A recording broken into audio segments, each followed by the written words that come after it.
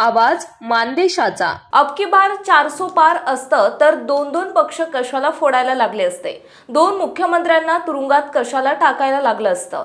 देशातील सरकार बदलणार ही काळ्या दगडावरची रेघ आहे, त्यामुळे अब की बार हद्दपार असा इशारा माजी खासदार अमोल कोल्हे यांनी दिलाय। मसवड येथे धैर्यशील मोहिते पाटील यांच्या प्रचारार्थ आयोजित सभेत ते बोलत होते। यावेळी विजयसिंह मोहिते पाटील, उत्तमराव जानकर, प्रभाकर देशमुख, अनिल देसाई, रणजितसिंह देशमुख, अभयसिंह जगताप, कविता मेहत्रे, विलासराव माने, बाळासाहेब सावंत, महादेव मासाळ, युवराज बनगर, हर्षदा देशमुख जाधव, पृथ्वीराज राजेमाने, जय राजेमाने, किशोर सोनवणे आदी मान्यवर उपस्थित होते। अमोल कोल्हे पुढे म्हणाले, माढा मतदारसंघाचं मान खटावचं आणि मसवडचं ठरलंय, तुतारी पुढचं बटन दाबायचं।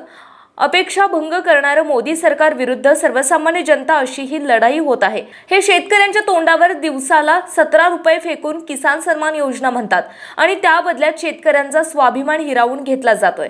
धर्माची गोळी देऊन जी दिशाभूल चालू आहे, आजही मनुवादी प्रवृत्ती तुमचं आत्मभान जागृत करण्यापासून रोखताय।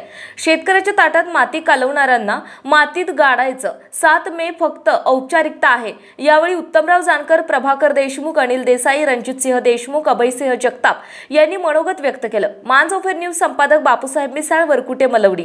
आपल्या जिल्ह्यातील तालुक्यातील लेटेस्ट बातम्या पाहण्यासाठी आजच मानसोफर न्यूज चॅनलला YouTube वर सबस्क्राइब करा आणि बेल आयकॉन प्रेस करा।